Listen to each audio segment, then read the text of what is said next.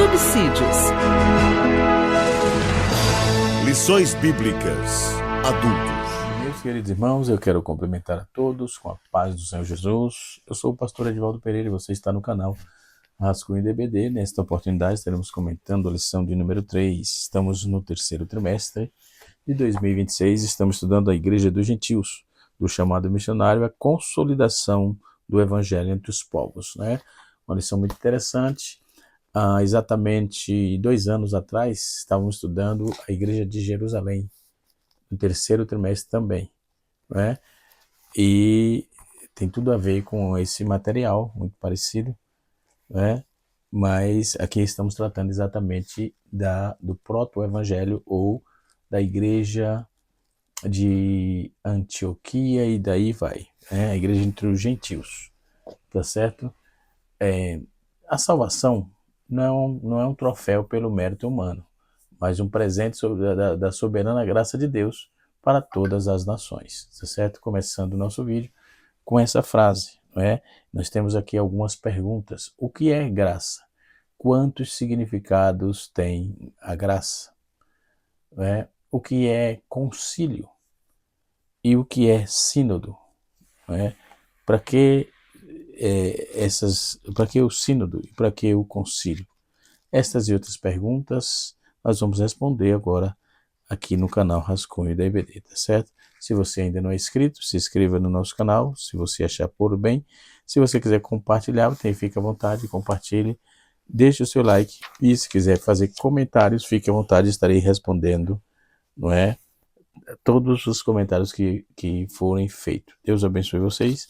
Vamos para a nossa aula, né? O canal Rascunho da EBD tem a intenção de poder ajudar, tem a intenção de ajudar a questão da proliferação das nossas aulas da revista da CPAD, Casa Publicadora das Assembleias de Deus. Vamos para a aula. Primeiro, a nossa palavra-chave de hoje é graça. Nós vamos conceituar o que é graça, né? A leitura bíblica em classe está no capítulo 15 de Atos dos Apóstolos, no seu versículo 1 até o versículo 5, né? Esse comentário aqui ajuda bastante, né? Dentro dessa quesito. Capítulo 15 de Atos, no seu versículo número 1 até o versículo 15, do versículo 28, 29 e do versículo 36 a 39, tá certo?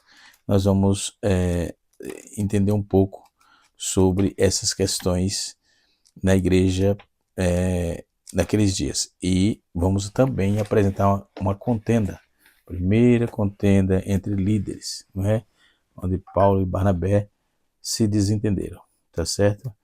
Eles entraram em comunhão, tudo bem, mas tiveram desentendimento, não é? Então vamos ver até onde a gente pode chegar, tá certo? Uma lição muito rica, tem uma propositura interessante. Vamos conceituar primeiro a palavra graça, não é? A palavra graça ela é encontrada na sua máxima expressão teológica no Novo Testamento grego, né? Através do termo charis, né? Charis, que significa favor imerecido, disposição benevolente, beleza do que atrai, né? No Antigo Testamento, no hebraico, por exemplo, o conceito se divide aí principalmente no shem, certo? No id, entre id e shem, que denota favor e aceitação visual. E no chesed, que expressa aí o amor leal da aliança divina. Então, podemos observar isso de forma muito objetiva. A graça no grego bíblico, não é? No Testamento, nós vamos encontrar a palavra era usada charis, né? O termo etimologicamente deriva do verbo hairo, que significa alegrar-se ou estar feliz, certo? Originalmente, refere-se também a algo que causava alegria, prazer, doçura, beleza física, enfim. No contexto bíblico e teológico, evoluiu aí para significar o valor, o favor imerecido de Deus, concedido livremente aos seres humanos para a salvação e capacitação espiritual. Nós temos o texto áureo da nossa lição, que está inserido no capítulo 2, versículo 8 de Efésios. Para pela graça sois salvos por meio da fé. Isso não vem de vós, é dom de Deus. Ele usa graça aqui, é haris, né?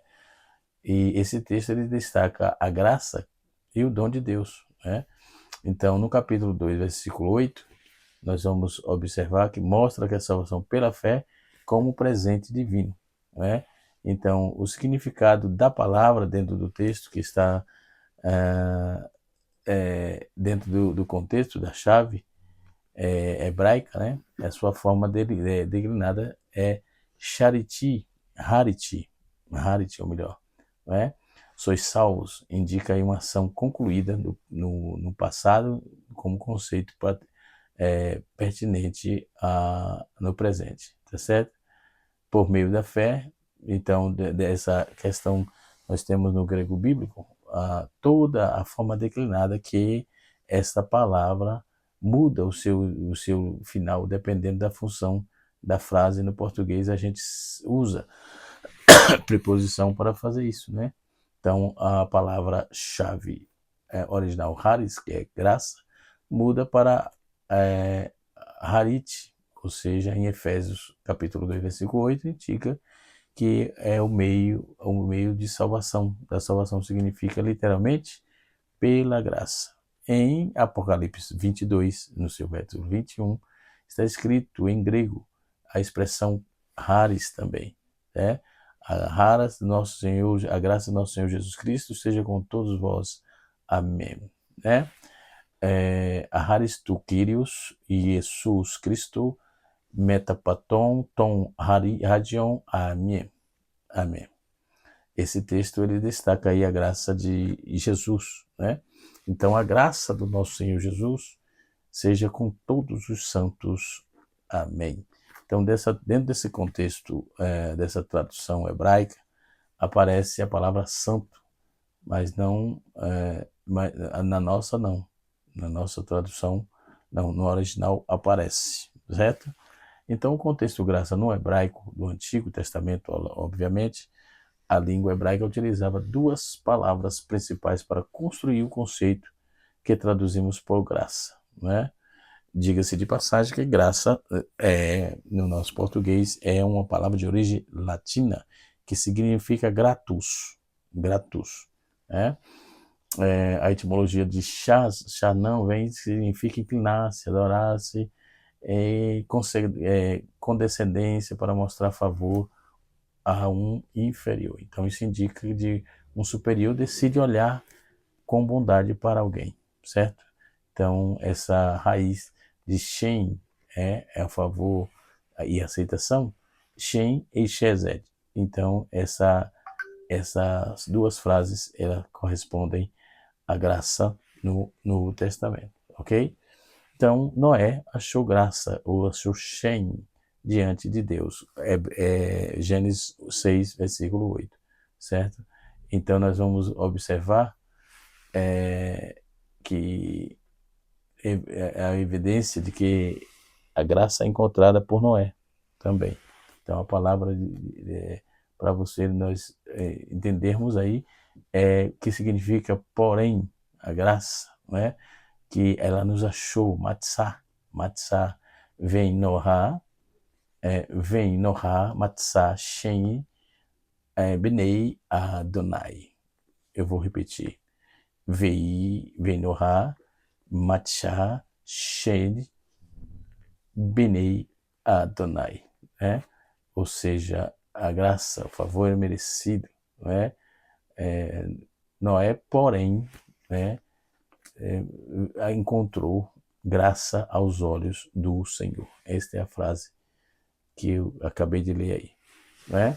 Então, a etimologia aqui é um termo jurídico, dentro do conceito relacional profundo.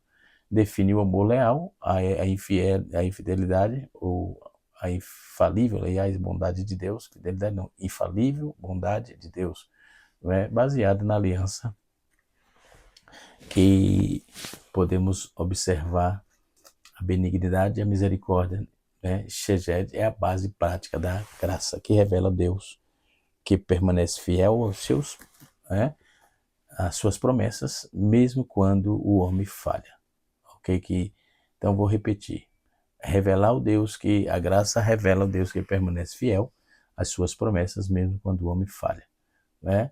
Então, quando vamos ver no Salmo 46, está escrito: louvai ao Senhor, porque Ele é bom, porque a sua benignidade aqui é Sheged, dura para sempre, né?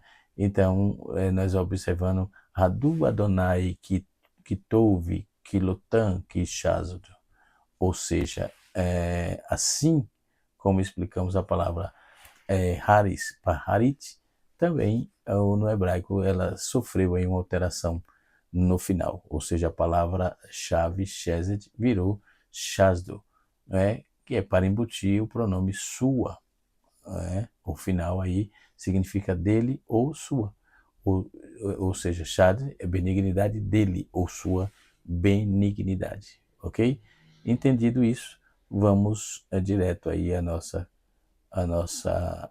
aula propriamente dita, tá certo? Voltando aí para a nossa lição, só para entendermos o conceito da palavra graça, que tem uma amplitude muito grande, né? Nós temos pelo menos 10 significados sobre graça. Graça é uma palavra latina, conforme eu disse, vem de gratus, do latim, que é agradável, amável. E aí nós temos aí as 3 graças clássicas da sorte, da fortuna, da providência, que expressavam o conceito dos antigos sobre as graciosas operações do poder divino. Ou seja, a graça veio a indicar o favor divino, gratuitamente oferecido com base na missão de Cristo e recebido através da confiança humana na palavra de Deus. Então, os termos hebraico também são traduzidos por graça, envolvem um certo número de significados na Bíblia, a saber, beleza física como forma graciosa, Provérbios capítulo 1, versículo número 9 e capítulo 3, versículo 22, nós temos o favor e a bondade divina como os homens para com os homens, ou então é um ser humano para com o outro, né? Gênesis 6, versículo 8 e 2 Samuel, capítulo 10, versículo 2 e 2 Timóteo, capítulo 1, versículo 9. Aí nós temos outros termos de graça também, a glória futura, por exemplo, é a vida eterna em todo o seu potencial, né? E em 1 Pedro 1,13, então nós temos o evangelho que anuncia a graça divina, em contraste com a lei mosaica, né? Também, o quinto título sobre graça, né? Significado melhor sobre graça. Aí os dons espirituais, no grego é charismata, né? Romanos capítulo 15, versículo 15, 1 Coríntios capítulo 15, versículo 10 e Efésios capítulo número 3, versículo 8. Ao sexto, né, nós vamos encontrar as virtudes cristãs como liberdade, como amor, liberdade, santidade, né, que porém pode ser chamados também de graça. 2 Coríntios capítulo 8, versículo número 7 e 2 Pedro capítulo 4, versículo número 17, né? Aí nós temos aí a edificação espiritual conferida pelo Espírito Santo, né? E a graça. Nós vamos encontrar isso em Efésios, né? Efésios. Dando sequência aqui, conforme eu fechei o assunto, né? Falamos da sexto termo que significa graça, as virtudes cristãs como amor, liberdade, santidade. Eu terminei falando sobre isso, né? E pode ser chamado de graças. 2 Coríntios capítulo 8, versículo 7, 2 Pedro capítulo de número 4, versículo de número 12. Aí nós temos também a sétimo significado, que é a edificação espiritual conferida pelo Espírito Santo, não é? E a graça, que é uma graça também, tá certo? Efésios capítulo 29, capítulo 4, versículo 29.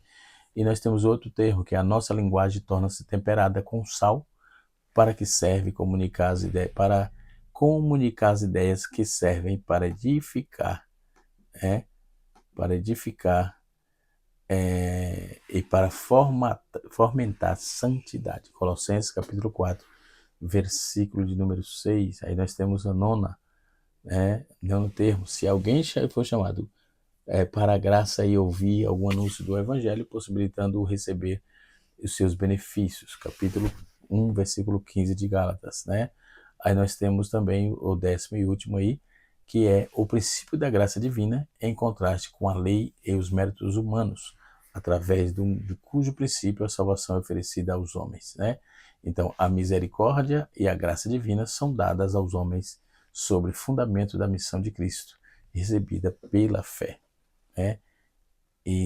Então, podemos observar os textos propostos, principalmente Colossenses capítulo número 1, versículo número 6. Entendendo todo esse processo, podemos já observar o quanto é importante, estarmos conhecendo as Escrituras e todas as suas terminologias, diga-se de passagem. Concílios. O primeiro o Concílio de Jerusalém, que está pautado na nossa revista, especificamente na leitura bíblica em classe, obviamente, nós vamos encontrar no capítulo 15, versículo de 1 a 6, onde se formava ali o concílio, se formou ali o concílio, E a igreja estava estava em crescimento, começaram a surgir as situações, as preocupações. A leitura bíblica em classe está aqui proposta assim. Capítulo 15, versículo 1 até o versículo 5 diz assim: Então alguns que tinham descido da Judéia ensinava assim aos irmãos: Se vós não circuncidares conforme o uso de Moisés, não podereis salvar-vos. Olha aí, começou a ter os conflitos. Tendo tido Paulo e Barnabé, não uma pequena discussão, a contenda contra eles, resolveu-se Paulo e Barnabé, alguns entre eles, que subisse a Jerusalém e aos apóstolos, e aos anciões sobre aquela questão. E entre eles, sendo acompanhado pela igreja, passaram pela Fenícia e por Samaria, contando a conversão dos gentios, e davam grande alegria a todos os irmãos. Versículo 4.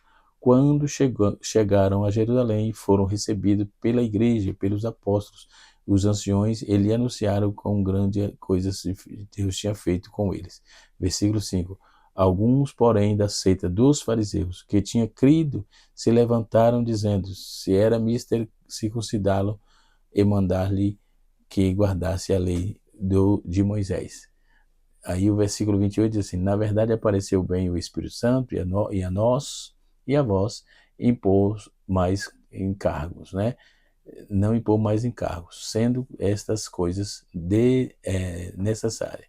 Sendo que vós abstenha das coisas sacrificadas aos ídolos, do sangue e da carne sufocada e da fornicação. Destas coisas farei bem e vos guardareis bem e vos vá. Alguns dias depois, disse Paulo a Barnabé: Tornemos a visitar os irmãos por causa dessas cidades, por todas essas cidades em que já anunciamos a palavra do Senhor, para ver como estes estão. No capítulo 37, no versículo 37 do capítulo 15, diz assim: E também Barnabé aconselhava que tomasse consigo João, o chamado Marcos, mas Paulo parecia razoável que não tomasse consigo aquele que desde a Panfilha se tinha apartado deles e não acompanhava naquela obra.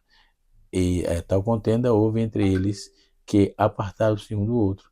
Barnabé, levando consigo Marcos, navegou para Chipre. Então observe que eu falei da contenda. E o concílio aconteceu aqui no capítulo 1, no capítulo 15, versículo 1 até o versículo 6, da leitura. Então o concílio de Jerusalém foi realizado no ano 58 a 50, por volta desse ano. Reuniu os apóstolos, presbíteros, líderes da igreja para responder às questões decisivas. A circuncisão era necessária para a salvação ou não? a decisão foi a salvação recebida exclusivamente pela graça e não mais pela circuncisão. Note que, por exemplo, a Bíblia não tem doutrina.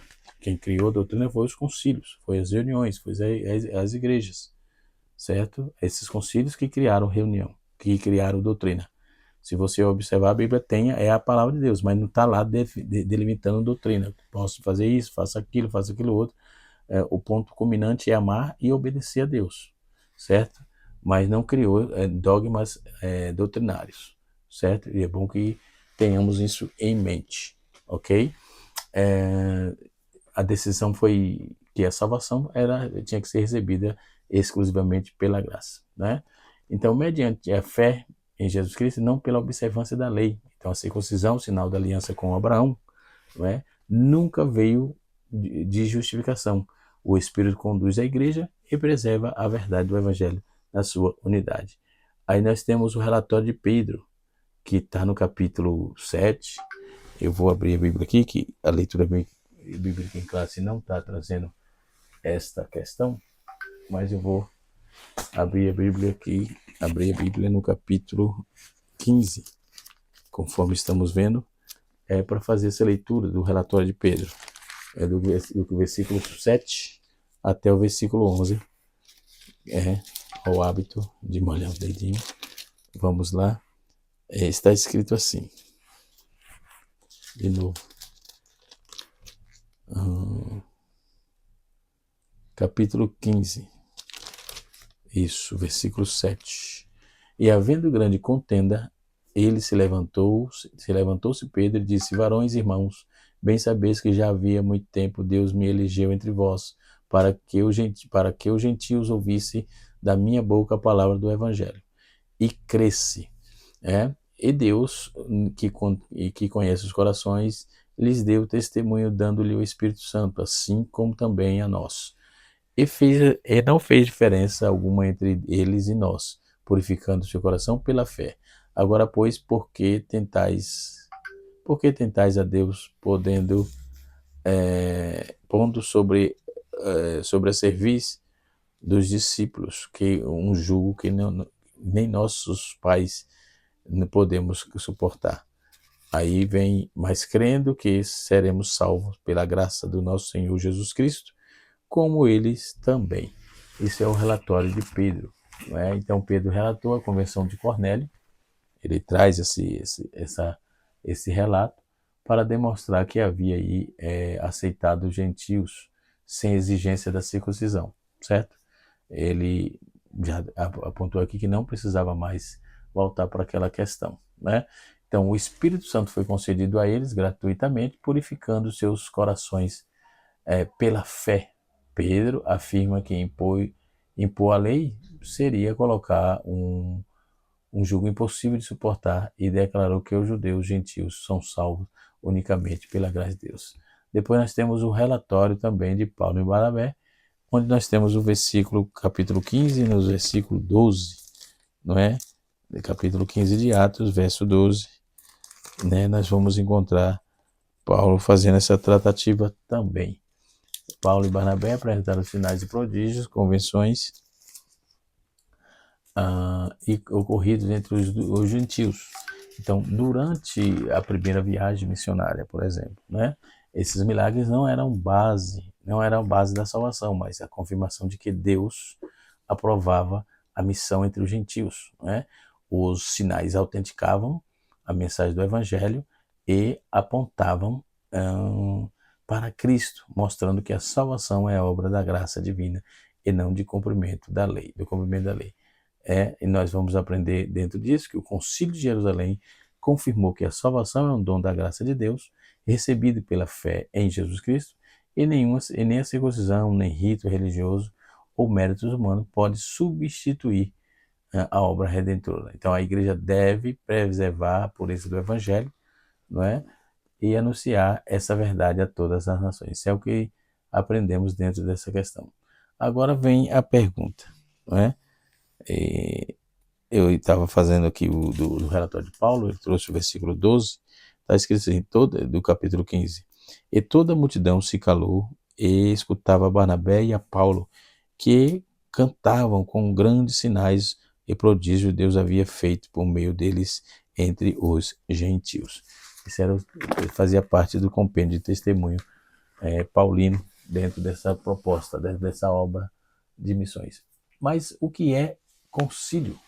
Concílio, nós temos duas palavras, concílios e sínodo. Sínodo, por exemplo, é sim, que é igual unir. E rodos é caminho, então é unir caminhos, certo? Aí nós temos geralmente, são consultivos, administrativos, sem definir dogmas em assembleias locais, é lugar próximo, local, não é? É mais local, então isso é um sínodo, não é? E também não se definiu doutrina em sínodo, logo não se define doutrina, só vai fazer, como diz hoje, alinhamento, né?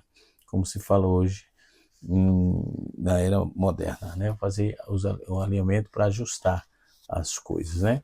E concílio, quer dizer junto, e celare quer dizer convocar, né? Então é convocação conjunta. Ela é mais solene, é maior com autoridade doutrinária e universal. Então é uma assembleia internacional. O primeiro sínodo que se tem notícia nós vamos encontrar no capítulo 6, versículo 1 e 2 de Atos. E o concílio está registrado, conforme vimos, no capítulo 15, principalmente falando de internacional, no capítulo 15, versículo 23 do livro de Atos dos Apóstolos. O que motivou o concílio, por exemplo, foi falso ensino sobre a salvação, a judaização legalista que estavam se fazendo com aquilo. Então, o concílio de Jerusalém, Pedro e o Pentecoste de Cesareia, Paulo e Barnabé, são sinais de maravilha, não Tiago e as profecias. Isso foi tratado ali, que motivou levar o povo a aquele concílio, Então, o que foi decidido no concílio, foi decidido que ela foi conduzida pelo Espírito Santo, capítulo 15, versículo 28, foi concordado pelos apóstolos, ancião e toda a igreja, Contudo, o conteúdo do documento, nós temos no conteúdo no capítulo 15, versículo 29, e abster-se de comer alimento oferecido a ídolos, e de consumir sangue, conforme Gênesis 9, versículo 4. Então, isso foi decidido lá, o carne de animais estrangulados, e de prática da imoralidade sexual. Foi essas coisas que foram tratadas naquele primeiro concílio, naquele concílio de Jerusalém. É tanto que os obreiros da Antioquia da Presídia foram até esse concílio em Jerusalém, ok? Por isso que é concílio. Sínodo são reuniões locais, ok? Muito bem. Visto que entendemos isso, vamos dar sequência aqui na nossa aula, conforme nós estávamos trabalhando, certo? Dentro dessa questão, nós vamos ver o tópico de número 1, que eu também já fiz uma abrangência sobre isso, mesmo não fazendo a seleção. O título da nossa lição é A Graça que Alcança Todas as Nações. Então, quando a graça cumpre, preserva, aliás, a unidade da igreja. Aí foi onde surgiu o Concílio de Jerusalém para tirar os cismas que estavam surgindo naqueles dias. Os cismas ou as perguntas que não se tinha resposta, e começava a pessoa querer fazer a seu próprio modo. Nós vamos observar que o apóstolo Paulo usa o termo verbal, chamado de perfeito no particípio. Isso significa uma ação que aconteceu, que foi totalmente concluída no passado. Paulo trabalha essa proposta, entendendo que o fator missionário, a obra de missões, não é propaganda, é uma realidade, é um fato que é contundente, para os nossos dias, certo? Então nós temos aí a oportunidade de aprendermos um pouco sobre esta questão. Então vejamos a importância de entendermos todo o conteúdo que a nossa lição nos apresenta. o subtópico fala do relatório de Paulo, já trouxe também o discurso de Tiago. Tiago, justo, irmão do Senhor, líder da igreja, respeitado da igreja, pela igreja, preside o concílio. Ele que era quem dava a palavra final ali, né? Com discernimento espiritual, conforme Gálatas capítulo 2, versículo 9. Então, quem presidiu o concílio foi o Tiago, irmão do Senhor, né? Após ouvir o testemunho, reconhecer que Deus visitou os gentios para formar dentre eles um povo para o seu nome. Então, fundamenta aí a sua proposta nas Escrituras, né? Fundamenta, no caso, citando Amós, capítulo 9, versículo 11 e 12, né? Mostrando que a inclusão dos gentios já fazia parte do plano redentor, né? Não era daqueles dias, já tinha tempo, né, que se trabalhava essa questão, né? Era uma proposta de Deus, é uma proposta de Deus salvar a todos os homens, visto que Deus não quer que ninguém se perca, não é? Então, nós vamos ver que esse ponto central, né, essa historicidade do concílio, ela é o ponto central da igreja primitiva, né? É muito importante observar isso, que o concílio, a questão central do debate era que os gentios convertidos ao evangelho precisava obedecer à lei, né, fazer os rituais e etc. Isso foi debelado e ficou decidido que o Espírito de Deus é que conduz esse povo, né? Então, a graça sustenta a unidade da igreja, né?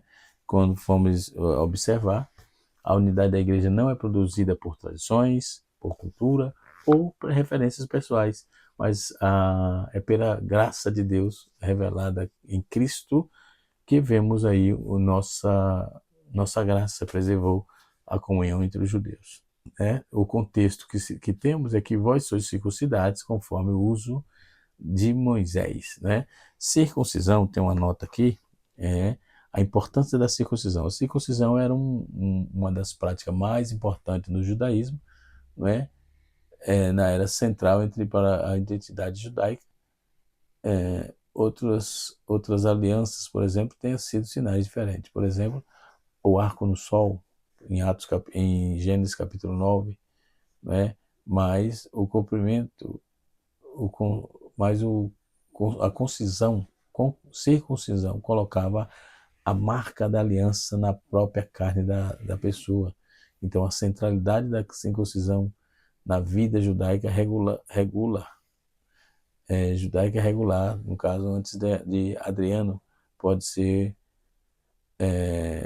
por ser um exemplificador na reunião e convidado à noite entre os nascimentos de menino e sua circuncisão no 8º dia, né? Então, vejamos o que é importante. Deus sempre planejou alcançar todas as nações, desde Abraão.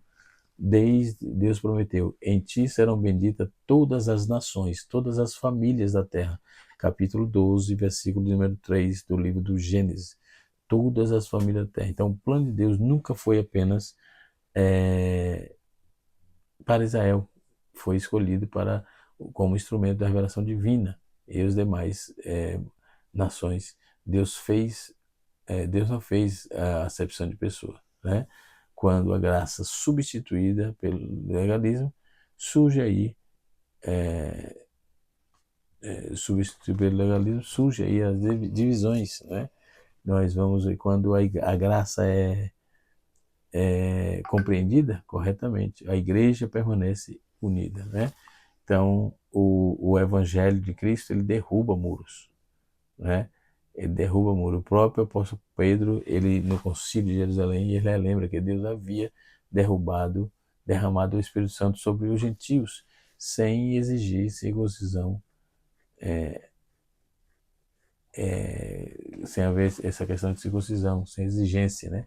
Cristo removeu aí a barreira entre judeus e gentios.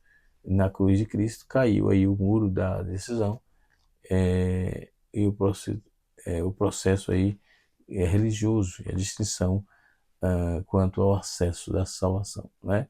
Todos são convidados a servir a Cristo. Isso é muito interessante, né? Notabilizar isso mais uma vez, né? Estamos sempre falando.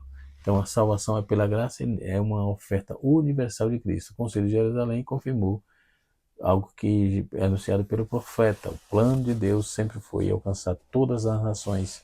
Não é? Por isso, em Atos capítulo 15, verso 14, está escrito: Deus visitou os gentios para tomar deles um povo para o seu nome. Né? E a promessa é desde o Antigo Testamento, em Gênesis 12, versículo 3. Né? Desde o Antigo Testamento. E assim sucessivamente. Que Deus em Cristo nos ajude, que Deus em Cristo nos abençoe. E até a próxima, né? Se Deus assim nos permitir. Canal Rascunho DVD, ensinando para transformar vidas.